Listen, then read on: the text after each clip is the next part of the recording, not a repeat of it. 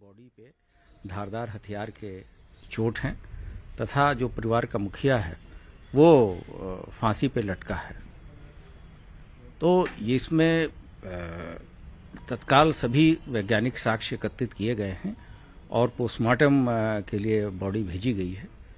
Postmortem report आने के बाद ही कुछ कंक्लूसिव तरीके से प्रमाणित तरीके से कहा जाएगा, लेकिन प्रथम दृष्टया दो एंगल सामने आ रहे हैं। मृतक के परिवारजन जो उनकी बहन बहनोई और भाई आए हैं, उनका कहना है कि मृतक का अपने ससुराल से विवाद चल रहा था जमीन का।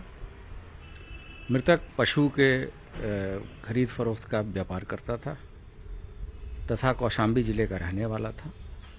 एक संभावना ये भी है कि हो सकता है कि स्ट्रेस में या तनाव में या पारिवारिक स्थितियों के कारण उसके द्वारा पहले बच्चों को मारा गया हो और उसके बाद से खुद आत्महत्या की गई हो। लेकिन जब तक सारी चीज़ें प्रकाश में नहीं आ जाती, इसके बारे में कुछ कहना मुश्किल है।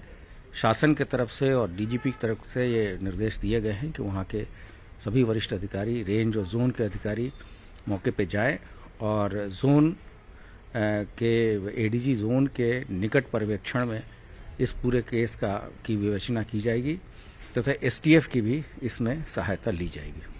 सर, क्या घर में कोई फोर्सफुल एंट्री या लूटपाट जैसे दिख रहे हो साइन और सिम्टम? ये चीज़ें अभी सभी परीक्षण वहाँ एसएसपी कर रहे हैं। जो उन्होंने बाइट दी है तथा जितनी सूचना यहाँ भेजी है उस आधार पे ही मैंने आपको ये चीज़ें बताई हैं।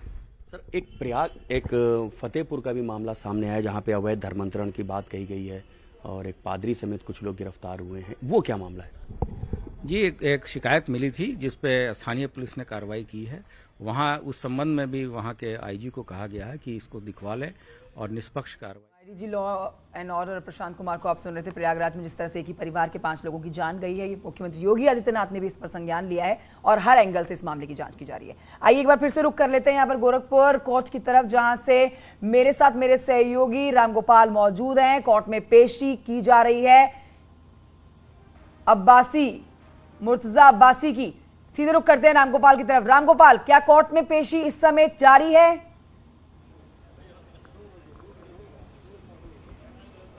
बिल्कुल बिल्कुल। इस वक्त जो है वो गोरखनाथ मंदिर हमले का आरोपी जो मुर्तजा है वो सीजन फर्स्ट की कोर्ट में इस वक्त पेश किया गया है और उसको पेश किए हुए करीब 10 से 12 मिनट का वक्त हो चुका है और अब यह उम्मीद जताई जा रही है कि अब से कुछ ही देर में उसको वहां से बाहर निकाल लिया जाएगा। साथ ही जिस तरीके से 2 बार पुलिस रिमांड पे कोर्ट ने उसको दिया है, तो इस बार यह उम्मीद लगाई जा रही है कि कोर्ट उसको जेल भेज दे, न्यायिक हिरासत में जेल भेज दे और गोरखपुर जेल में उसका आज ही दाखिला यहाँ से निकालने के बाद मेडिकल होगा। मेडिकल के बाद उसको डायरेक्ट जो है जेल में दाखिल कर दिया जाए। सबसे बड़ी बात यह है कि जिस दिन ये गिरफ्तार हुआ, जिस दिन ये पुलिस के हत्या चढ़ा, ठीक है रामगोपाल, रोकूंगी। एडीजी प्रशांत कुमार मुर्तजा पर क्या कुछ बोल रहे हैं, आइए उनको सुन लेते हैं। 14 दिन की रिमांड जो धाराएं लगी हैं उसमें जो मैक्सिमम रिमांड मिल सकता था वो समाप्त हो चुका है, उसकी अवधि समाप्त हो चुकी है। अब हमने जो पूछताछ में साक्ष्य एकत्रित किए हैं उस पर हम आगे की विवेचना जारी रखेंगे। सर, अभी तक की जो भी इन्वेस्टिगेशन हुई है उसमें कहीं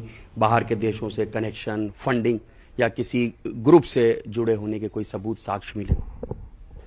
इस संबंध में बिना कुछ भी प्रमाणित हुए बताना मुश्किल है, लेकिन ये जरूर है कि ये हाईली रेडिकलाइज्ड यूथ है और इसने जानबूझ के वहाँ ये घटना कारित की है जिससे कि सनसनी फैल सके। अन्य साक्ष्य जो है जब प्रमाणित हो जाएंगे तो हम मीडिया से शेयर करेंगे। ये थे यूपी के ADG law and order Prashant Kumar, जिन्होंने उत्तर प्रदेश की तमाम बड़ी घटनाओं पर जानकारी दी है। कैमरामैन गोपीगिरी के साथ ऋषभ मणि त्रिपाठी।